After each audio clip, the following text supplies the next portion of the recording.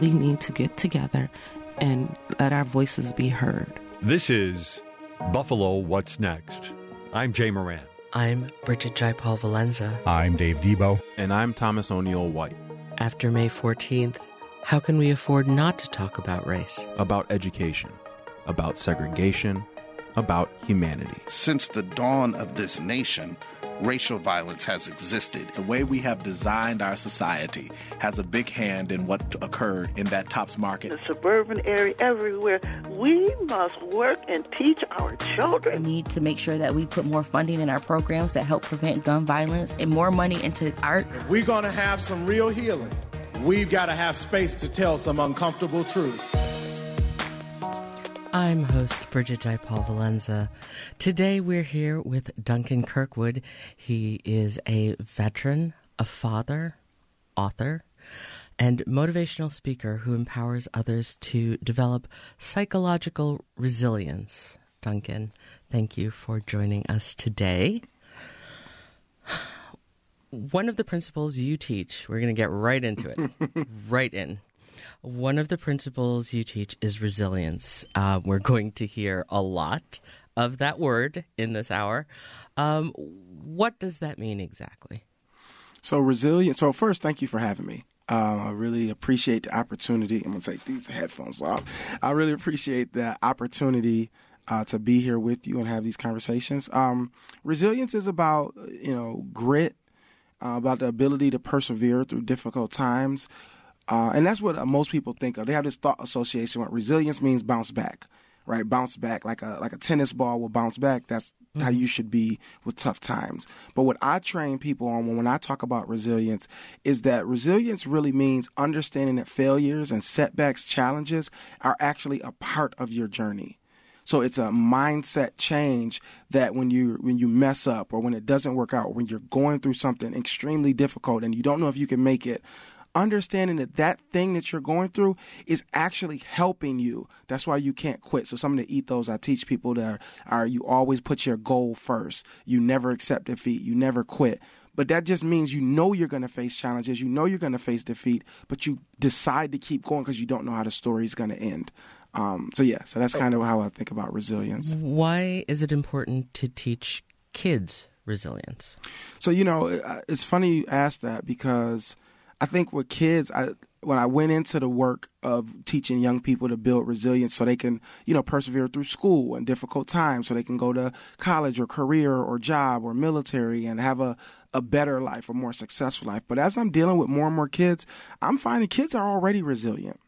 They just don't really know it. Right. And so they hide their setbacks. They view them as shame. Mm-hmm. They feel like things they go through make them less than other kids. They live a life of comparison. And that's how they build their self-esteem is through comparison. So anything that's bad, they try to hide or they push it away. And so what I've started to teach kids is, no, you're already resilient. You've already been through storms after storms. You've already dealt with this and that and this. So you just have to understand that because you went through that, you're stronger. And now we need to identify that so you own that power and redirect it in a way to create the life that you want. So with our young people, it's important because school is difficult, right? Especially if you're already 2 grades behind, if you already can't read on grade level. And as you move into different subjects, now you have to read at a higher level in order to learn, but you can't do that because you're having trouble reading or you're barely literate. So yes, resilience is important because it helps them matriculate through school. But we got to understand that school and being successful in the classroom isn't just about grades. It's also about growing in character, growing in your belief for yourself and the life that you want, creating a vision for what you want. So there are psychological impacts for and with resiliency in this method of self-help. Can you tell me about that? Yeah, so, when you believe, let me just say it like this.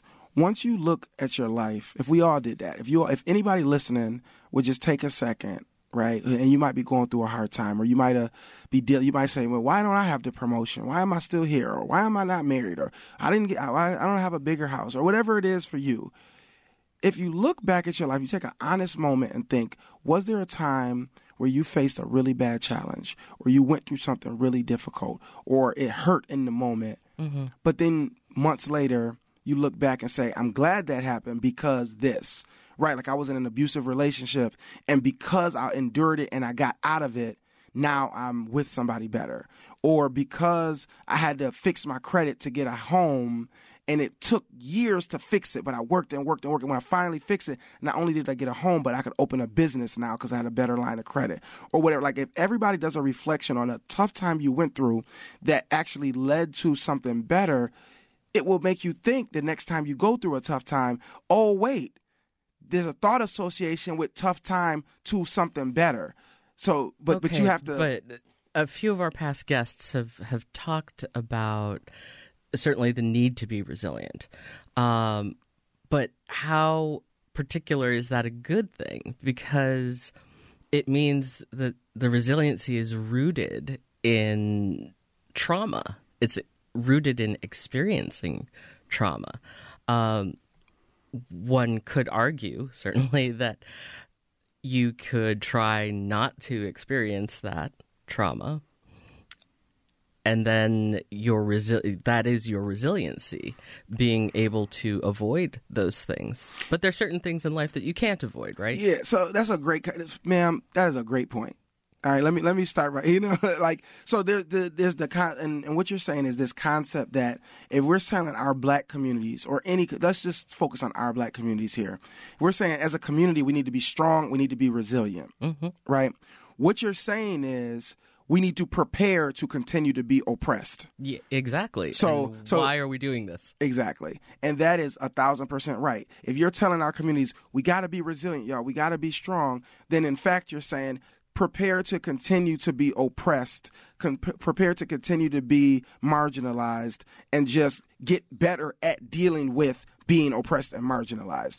And that's not a healthy thing that we should have to live in, deal with. That's not equal opportunity. That's not liberty and justice for all. That's not everyone gets a fair shake. That's right. That's not that. And so and some people would say our focus should be not trying to be stronger and more resilient, but dismantling the systems that are causing us to have to be oppressed. But I don't think it's a one or the other. I think it's a yes and, because in a dream world, we are dismantling systems and we're totally transforming what it looks like to be black on the east side of Buffalo and grow up, which I did in the inner city in a poor neighborhood.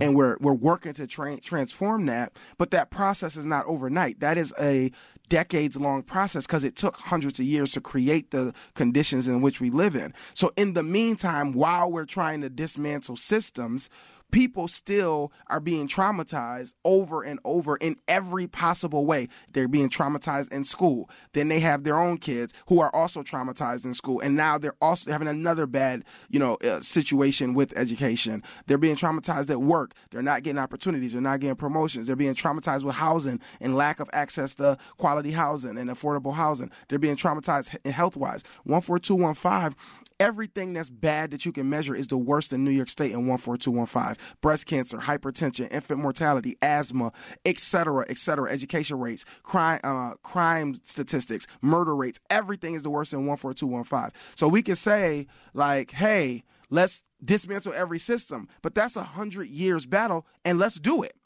But in the meantime, 100 years of kids are going through systems and going through trauma, and they got to make it. We need to equip them with the tools and the mental toughness and mental agility in order to make it through these difficult times so that they can go get a job, go to college, go to the military, and then come back and help while we're trying to dismantle systems. They're building houses. They're hiring other black people. They're opening businesses. They're making our community safer, because what makes a safer community is more access to jobs and better education, not just more policing. Right. But what happens if a person doesn't exhibit the resiliency that you're calling for? I mean, not everyone is built that way.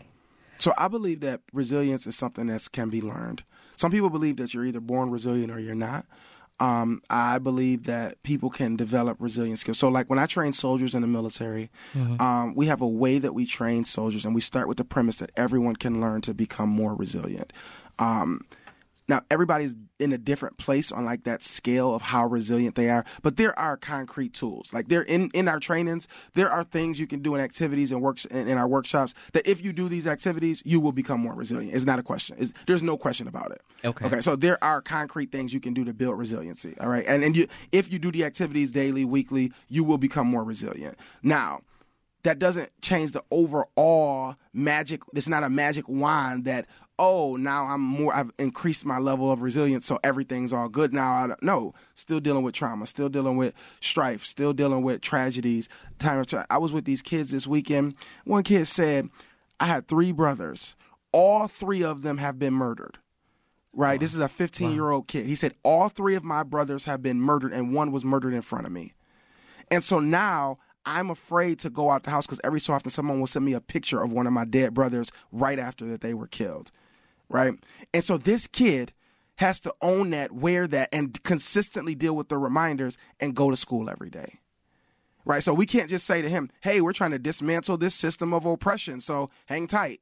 Like, no, we need to arm this child with some type of support, get him with a therapist, help him build the thought processes to believe that he can be different, he can have more, and at the same time work on dismantling it. So I don't think it's a either or. Definitely not. You touched on the military and your training there and training other soldiers. What brought you to the military? So I used to, when I was in college, I was the elected student body president at my college, Alabama State University in Montgomery, Alabama. And so I was the student body president over 5,600 students. I was their leader. I fought for students. And somewhere along the line, I started transitioning to local politics in Montgomery because we had all these voters, all of these students. So issues that matter to us, we made it matter to the city. We ended up suing the city of Montgomery to protect voting rights because at that time, former Confederate states couldn't make election changes without pre-clearance from the Department of Justice because they wanted to the Supreme Court passed that decision because they didn't want Confederate states to, go back to poll taxes, literacy tax, stuff like that. And so our city changed the election date without pre-clearance from the Department of Justice. So we sued the city. I gathered with students and other community leaders to sue the city of Montgomery to protect them from voting rights. Now, they weren't trying to do anything nefarious. So ultimately, in the midst of our lawsuit, we're doing depositions. The Department of Justice just gave them pre-clearance. So it just kind of dismantled our whole, thing. But what it did was it took me from a student who's looking at campus issues like, hey, let's get better housing or lower tuition to community issues, to voter access issues. And so in that moment, I decided I'm going to be an elected official one day. So I made choices in my life to build towards becoming an elected official. So in my history, in my study of history, all great elected officials, presidents, congressmen, are largely either lawyers, former lawyers or attorneys, or veterans. And I didn't want to go to law school, so I decided to enlist and serve. And so in that service, what happened in 2012, we had more soldiers die from suicide than died in combat in Iraq and Afghanistan. And so the military really ramped up their suicide prevention and their resilience programs. So they trained junior officers like me to become master resilience trainers. And I would go to different units to help soldiers build their mental toughness and mental agility. How do you rectify serving a country that has consistently either tried to enslave or eradicate or continue to make policy against Black people? How do you rectify serving that country? Yeah, so, I reject the premise of that question. And so, to me, and this is not towards you, because I've been asked that before. So this question, I want to be clear, this y'all radio show, right? I am responding to this question, not you as a person, but that's a stupid question, right? Because you could ask that same question to a fireman. You could ask that same question to a nurse. You could ask it to you as a broadcast. You on a station, I know the owner of the station is white.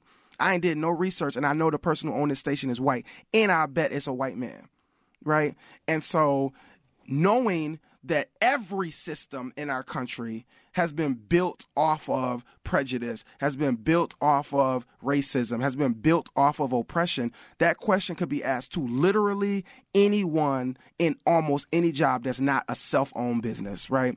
And so I reject the idea that's like, oh, I'm serving the oppressor by volunteering to be in the Army. First of all, I didn't go overseas to Iraq and Afghanistan. I didn't go to Russia. I served in the Army National Guard. So my duty was to protect the citizens of Alabama.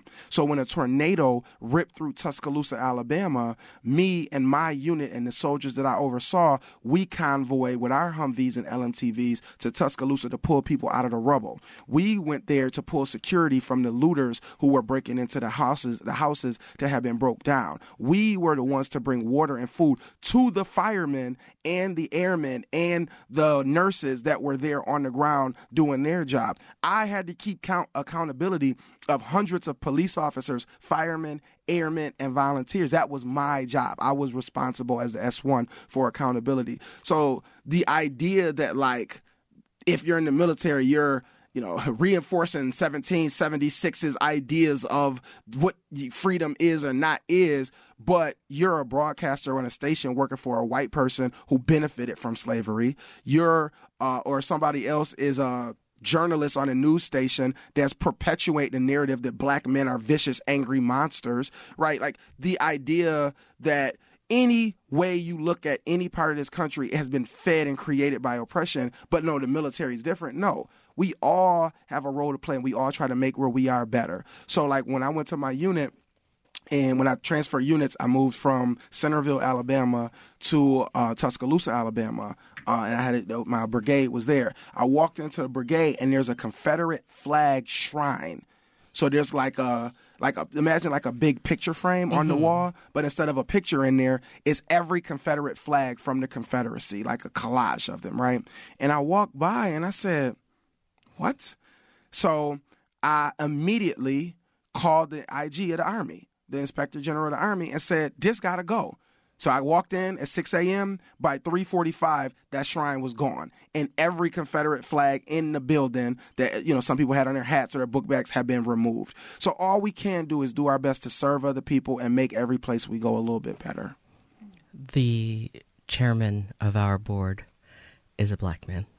Is it? Well, smack me in the face then. Not literally, obviously, but the point remains the same. You know what I mean? But okay, WBFO, Toronto. All right, then. Excuse me.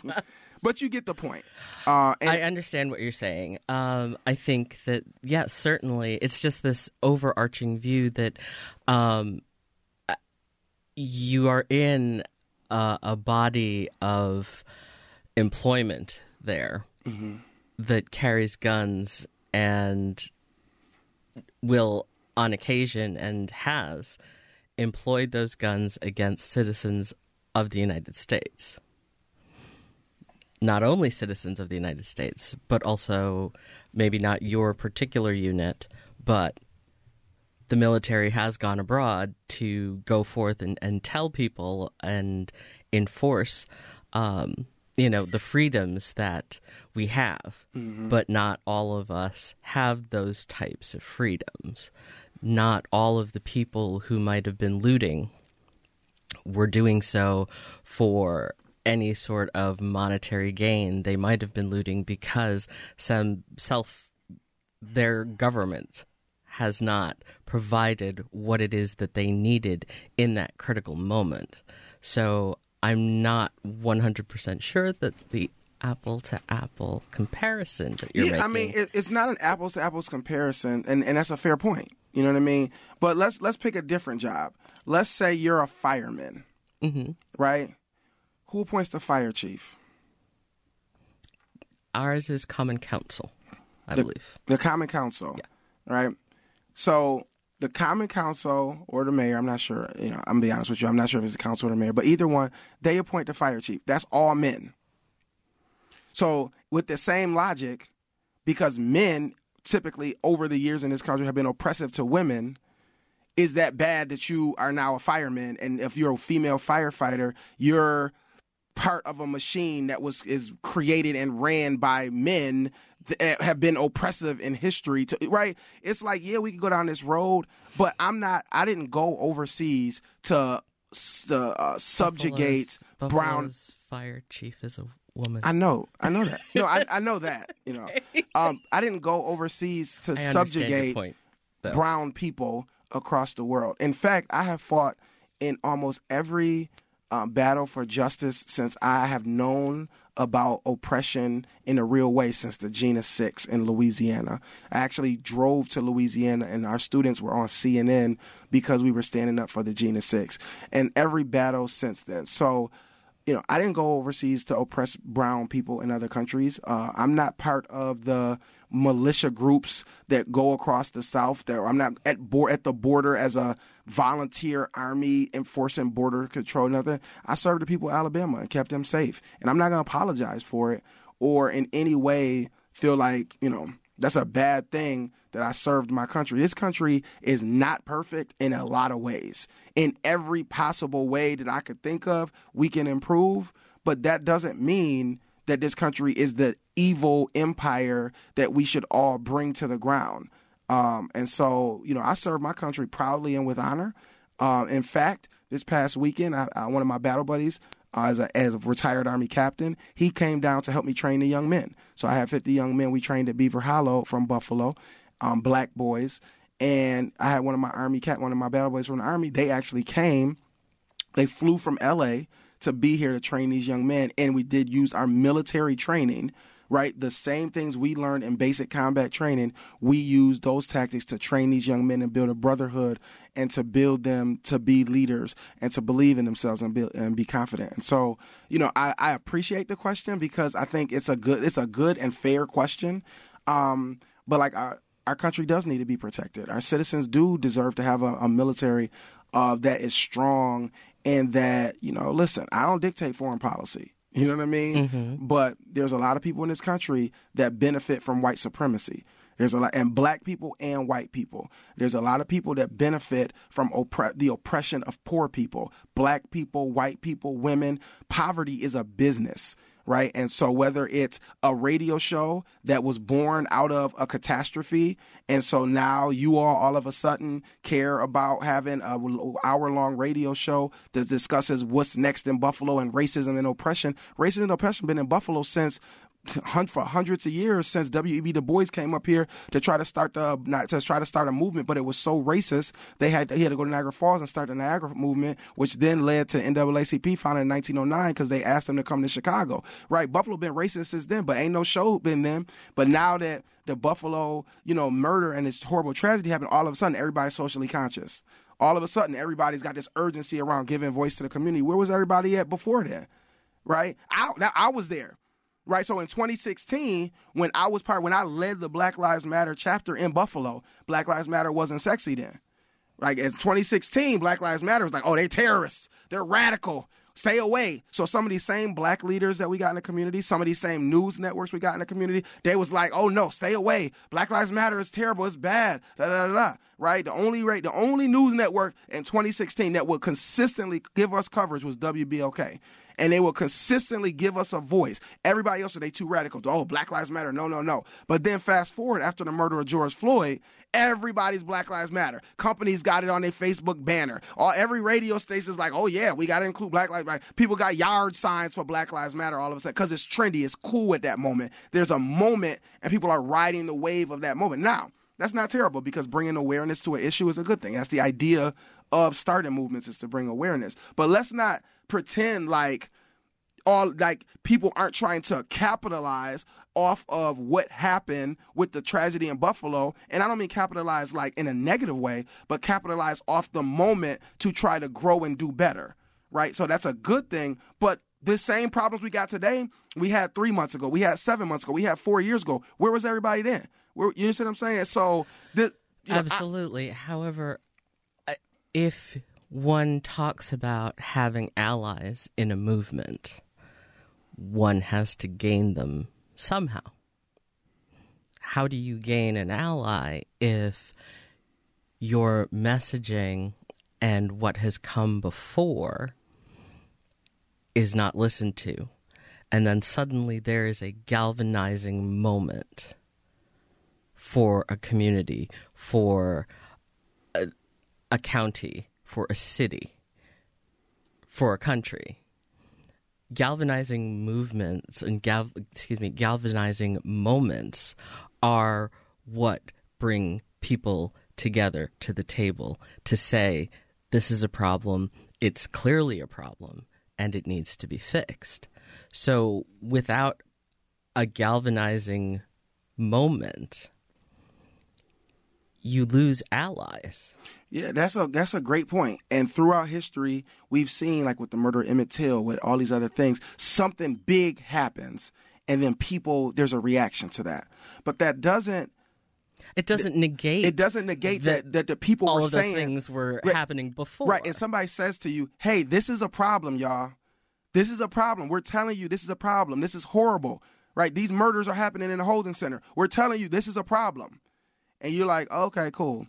I'm sending the same press releases to the same news networks, right, at the same time. But all of a sudden, now we're responsive in a new way, right? And not you all, because WBFO actually has covered everything that we've ever sent them. Like anything of substance that we've sent WBFO, they have said, if they can't be there, send us a write-up after the fact. Send us pictures if they, because staff or whatever, they might not be. But they generally, that one short guy, you know what I'm saying? I have seen him 50 times since I moved back to Buffalo.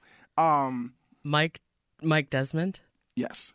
And so, WBFO, it's not a slight to them, but what I'm saying is I've been sending out press releases to all these networks. And so, again, it's a good thing where we are now, but it's important to understand that there shouldn't have to be a tragedy for the community to get listened to. You're absolutely right. You're absolutely right. And I don't think any movement that's out there wants that galvanizing moment, because it is, generally speaking, rooted in some massive tragedy. But responsiveness of government, responsiveness of elected leaders, responsiveness, even as a cohesive unit, doesn't really happen. I mean, we will point certainly to May 14th, and then beyond that, it's not like May 14th was the first mass shooting in the country. That's right. And yet still here we are. We're having conversations about guns and about weapons and about the ability for certain people to have weapons and certain people not to have weapons and so on and so forth. Can I say something about that? Well, go ahead. Finish your question. Finish your statement. I'm sorry. Okay, that's all right. No, I just want to talk about the guns. I was going to say something about that, but I'll wait. Okay, so my point really with that is that, here it is, there's an issue over mental health and guns, people who can have guns, people who shouldn't have guns, all of this stuff. And we can barely come together as a country, as a community, as a nation to say, you know what, please stop shooting kids in school. I mean, certainly people were saying that since Columbine. Absolutely. And we're still having that conversation today, a week and a half after May 14th. People shooting in schools, killing students, killing children. People are out there killing children, and still we can't come together about that. So I appreciate certainly that, movements have been out there. Movements are out there. But how do you bring a community together without, I'm not entirely certain what all else other than shooting people in a grocery store and shooting elementary school kids one can do to galvanize people about guns. And speaking of guns, yes. So I want to say that, again, these moments are an opportunity to bring people together in the collective tragedy and the collective trauma that communities feel. But there's other ways to bring people together, too. So, like, when there's consistent work going on, right? Because what happens with these moments is they happen in waves.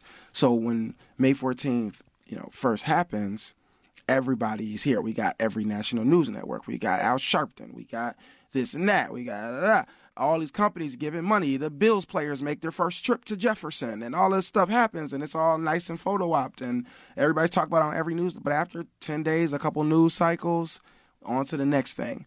And so the problem is when, yes, people react to something that happens, there's no long-lasting plan or response.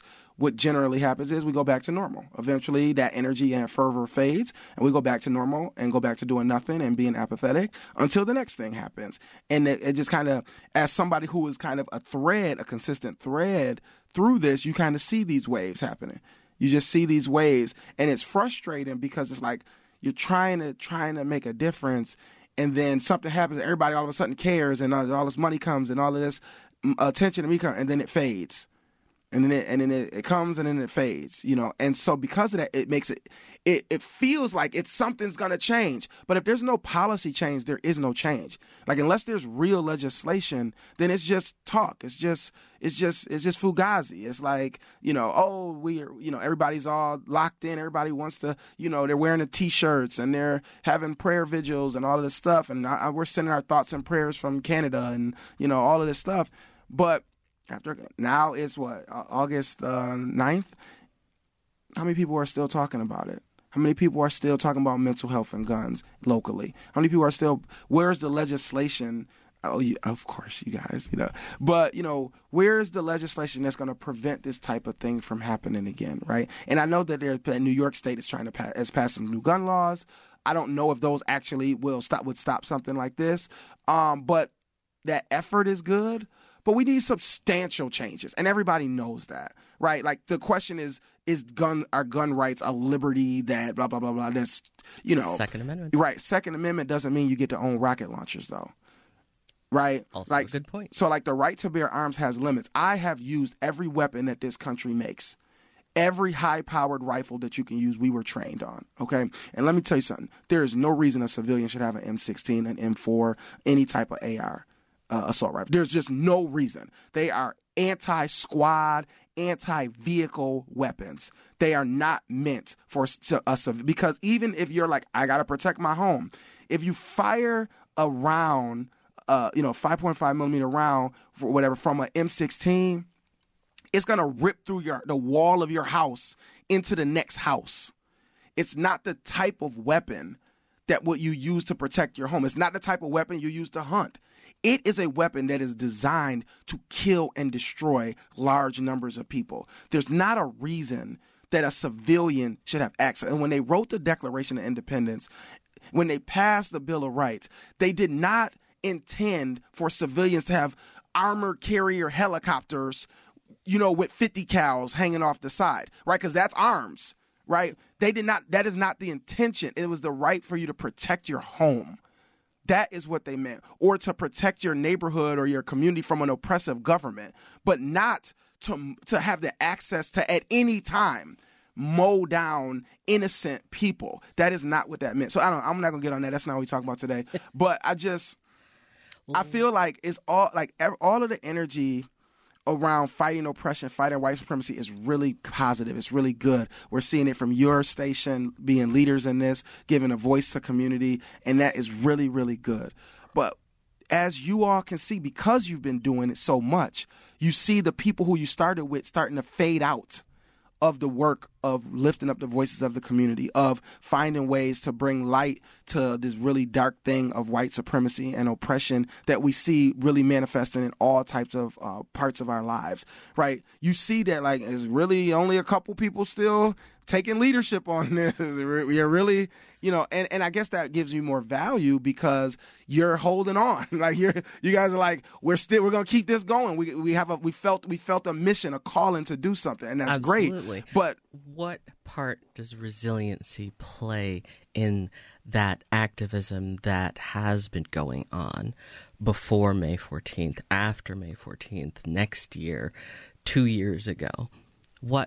How do you look at an activist and say to them, okay, now do it again? Okay, great. Now do it again? Great question. So, first of all, a lot of our local activists have been, the ones that have been working really hard, have been really consistent on their issues. So, like, we have some organizations and some activists who just, they inspired me when I first moved back to Buffalo at the end of 2015. Some of these activists were doing it back then, and I know that's not like decades ago, but when I moved back here, I saw them doing same things they were fighting for then. They're still working on now, and they've shown growth and improvement. Mm-hmm. So what I would say to them is look at where you started, or look at where you were 5 years ago, and the improvements that you have made in our community, whether it be housing, whether it be climate, whether it be whatever, neighborhoods, voices, communities, block clubs, whatever. Look at the progress that you've made. That's what I would say for them to be more resilient. But the challenge is we have this community of activists who they are going to fight for their cause, whether they paid or not.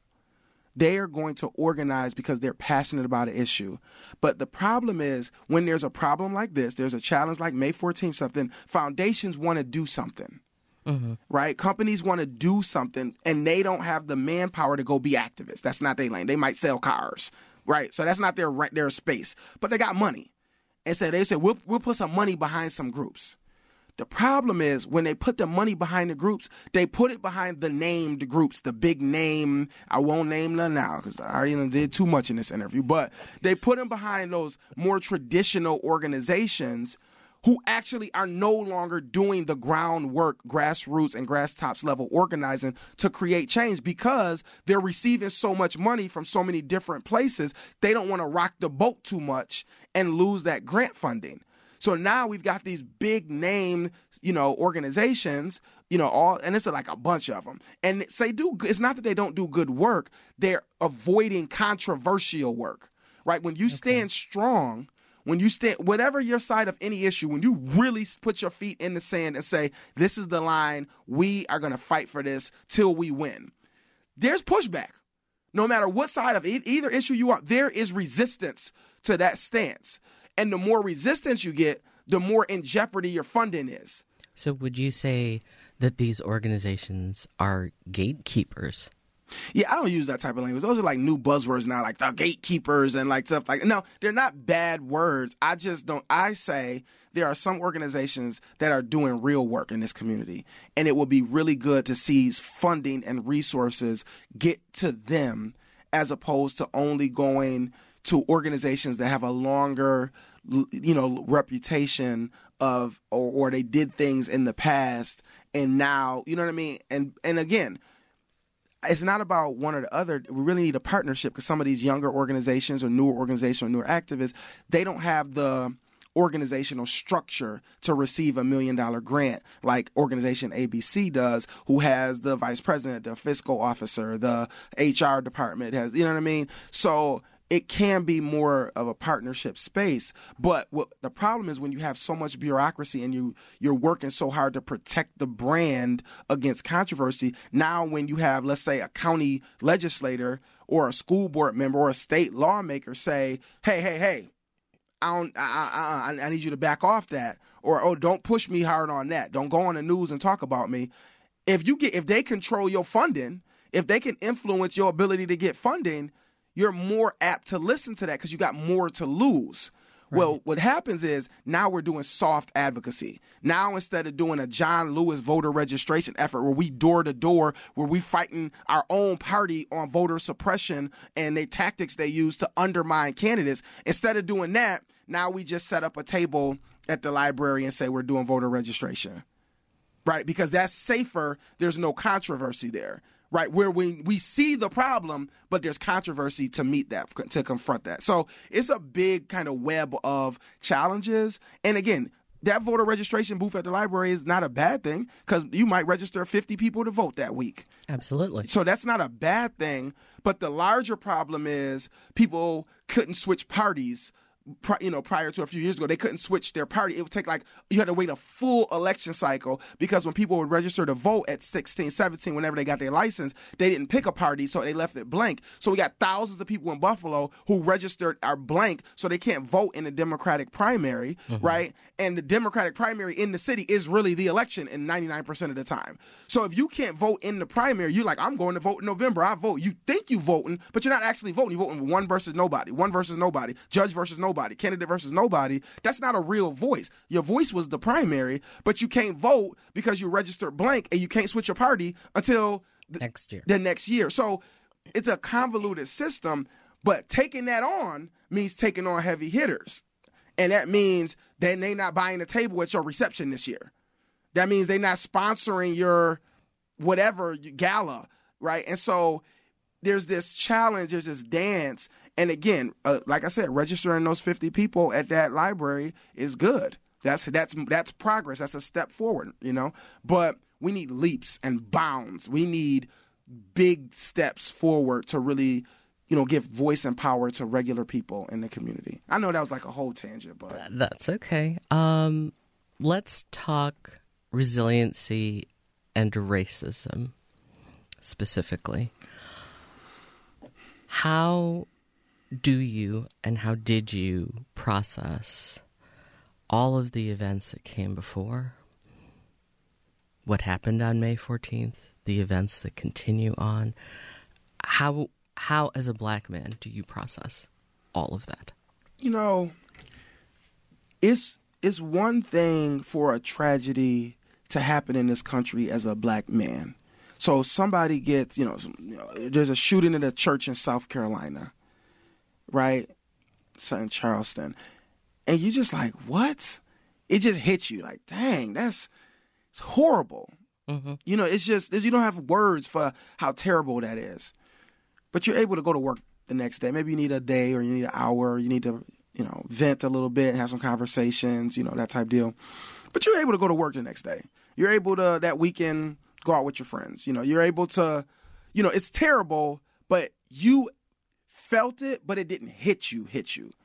But when it happens down the street, like it hits so different where it's like, I knew this person was my cousin. One of the victims was my cousin. This person was my wife's first boss. And it's just like, it hit, number one, the victims themselves, the families, these amazing people who were just living their life, who were, victimized, is horrible. But then you also say, well, my mom goes to that Tops. Absolutely. My dad goes there every single week. My dad goes to that Tops.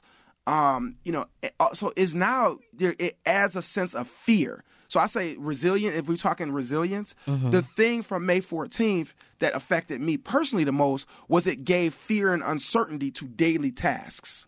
Right. If you can be targeted and hunted at Tops on Jefferson, there is no defense for that. There's nothing you can do that can prepare you to be ready for that. Right? People say, oh, more people need handguns.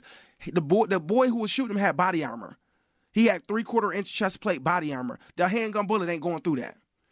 You see what I'm saying? So there's nothing you can do to prepare for that type of violence on a normal day going to get some strawberries from Tops. That is the definition of terror. That's it. 100%.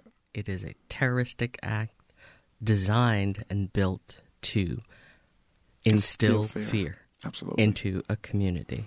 And that, ma'am, to me, the thing that affected me the most was now, do I let my wife go get groceries still? Because she likes to go on the Top. We live over closer to the Tops on Kensington up in Harlem. So that's where she goes, So I'm like, do I let her keep going there? Should I be the one to go now? Do I let my daughter walk to Family Dollar by herself now? She's a teenager, but, is that okay now? Like, so now I got doubt. It's like it was right before Juneteenth. Do I take my family to Juneteenth? So now all of a sudden there's this extra layer of fear and anxiety.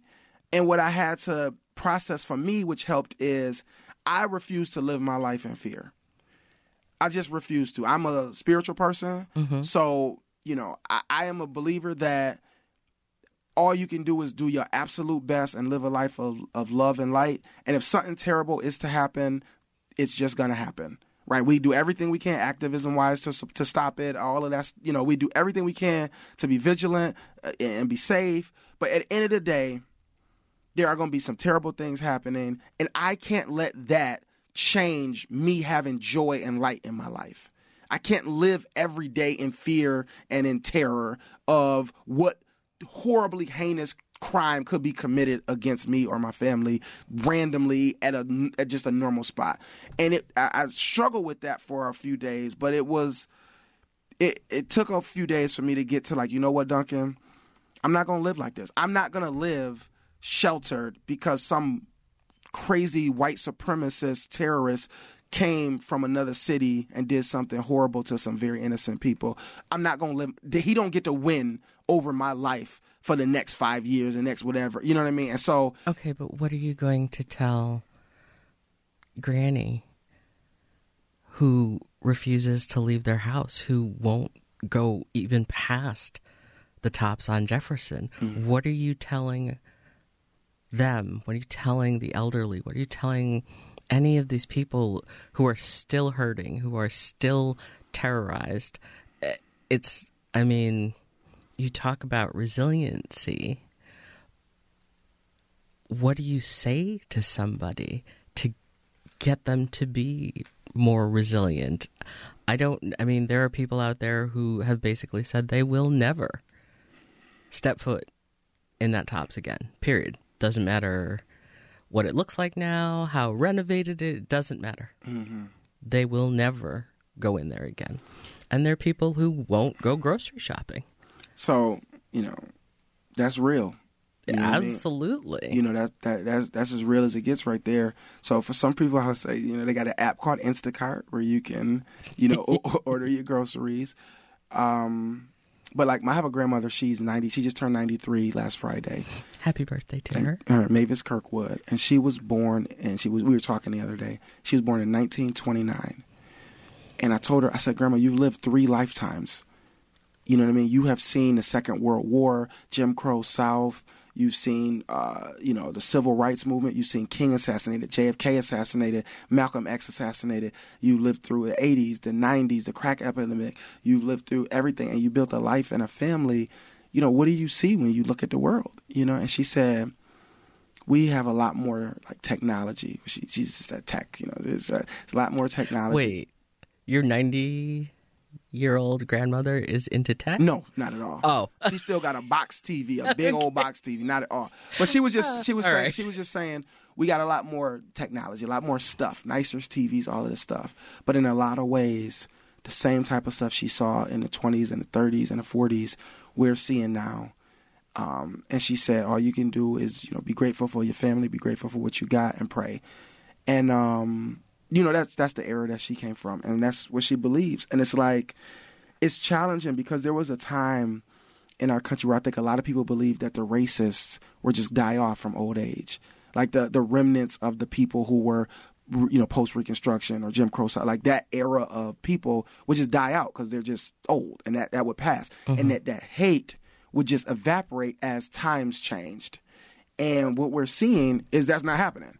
Not even a little bit. Not even remotely. Not even remotely. And that they're passing down these legacies of hatred, which is why a lot of people believe they're so anti-critical race theory being taught in classrooms, because if people really learned how they treated black people in this country, they would also realize that those are their family members. Mm-hmm.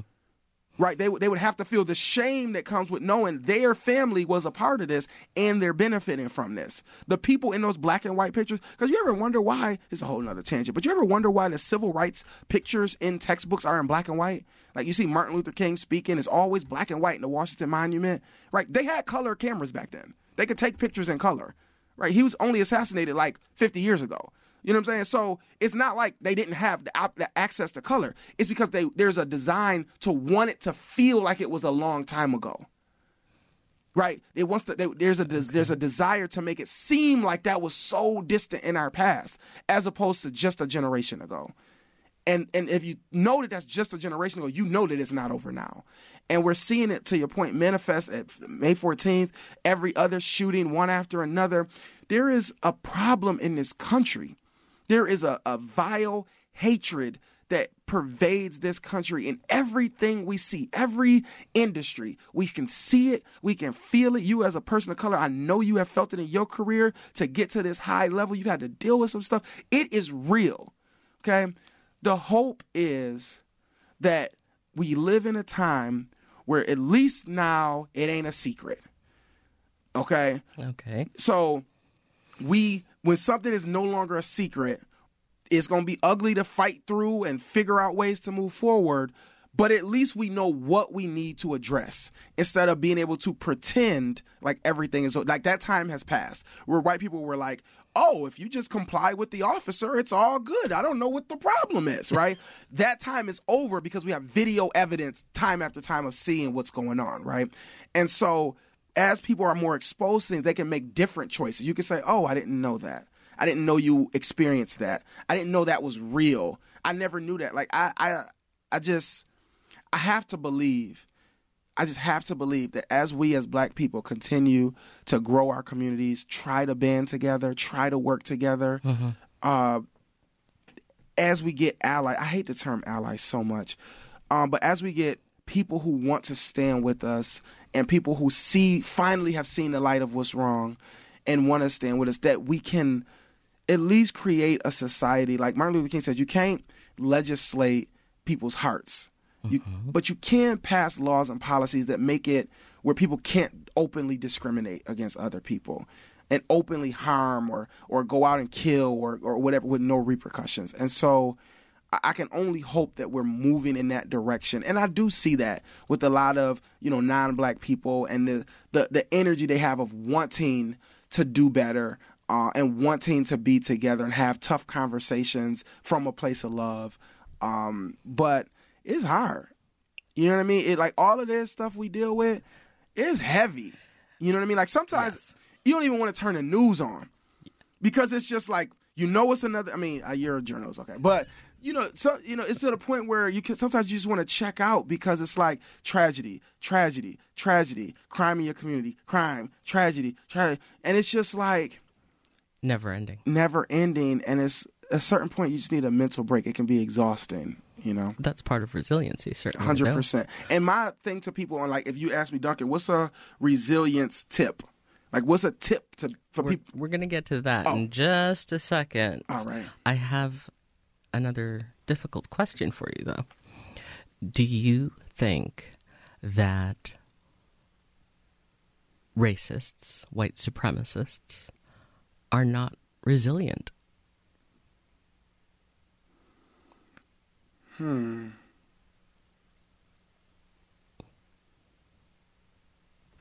Great question. I think, unfortunately, people who have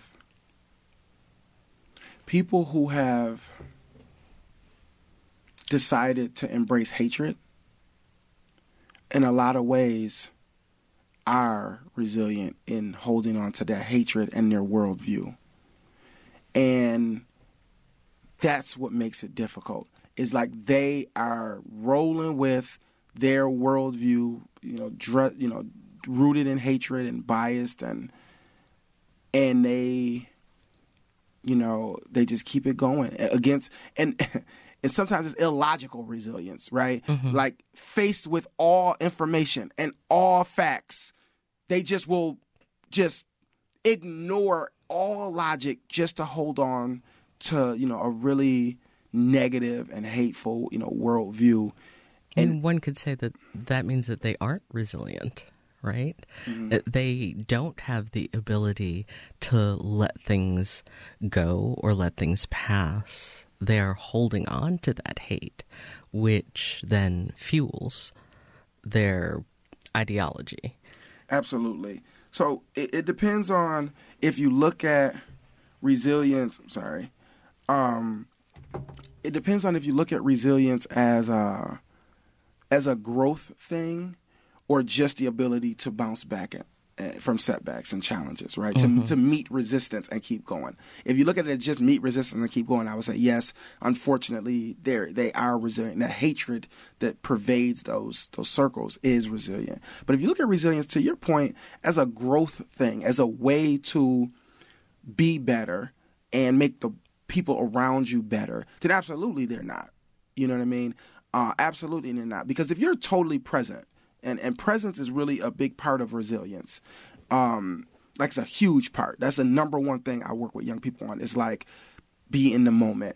If you're in the moment with another person, there is no way you are somehow thinking that you hate this person because of what happened 50 years ago or between your family and their, or blah, blah, blah, or 200 years ago they said these people were less than, so you just believe that, or you saw something on the news and you didn't like that they said this in their rap song or what. Like, if you're holding on to that, you're not being present. But if you are in the space with a person and you're totally present with another person, black, white, Asian, Hispanic, anything, you will connect with another person, right? Even if you don't, even if you don't like them or know their history, whatever. Like, so when I was in basic training, I had you get a battle buddy. As soon as you go to basic training, everybody gets paired with somebody else. So the whole time, you and this other person are like connected at the hip.